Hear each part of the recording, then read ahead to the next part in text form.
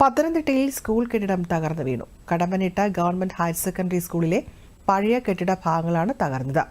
Fitness ഇല്ലാത്തതിനാൽ 2 വർഷമായി ഈ കെട്ടിട ഭാഗങ്ങൾ ഉപയോഗിച്ചിരുന്നില്ല. പഴയ കെട്ടിടം നിർമ്മിക്കുന്ന ഭാഗത്തേക്ക് കുട്ടികളെ പോകാൻ അനുവദിച്ചിരുന്നില്ലെന്നും കെട്ടിടം പൊളിച്ചു നീക്കാൻ അനുമതി ലഭിച്ചിട്ടുണ്ടെന്നും ഹെഡ്മിസ്ട്രസ് ശ്രീലത ടീച്ചർ പറഞ്ഞു.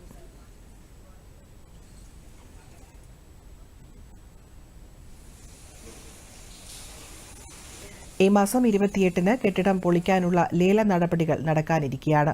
പഴക്കം ചെന്ന കെട്ടിടം പൂർണ്ണമായും പൊളിച്ചു നീക്കി കുട്ടികൾക്കായി സ്കൂൾ ഗ്രൗണ്ട് നിർമ്മിക്കുമെന്നും ശ്രീലത ടീച്ചർ പറഞ്ഞു. ഹയർ സെക്കൻഡറിയുടെ പഴയ കെട്ടിടമാണ്. 2 വർഷമായിട്ട് ഉപയോഗശൂന്യമായിട്ട് കിടന്ന കെട്ടിടമാണ്. ഹയർ സെക്കൻഡറിക്ക് പുതിയ കെട്ടിടം വന്നപ്പോൾ ഹയർ സെക്കൻഡറി താഴേക്ക് കൊണ്ടുപോയി. അപ്പം ഇവിടെ നമ്മൾ ഉപയോഗശൂന്യമായത് കാരണം ജില്ലാ പഞ്ചായത്തിൻ്റെ അനുവാദമൊക്കെ വാങ്ങിച്ചു വെച്ചിരിക്കുകയാണ്.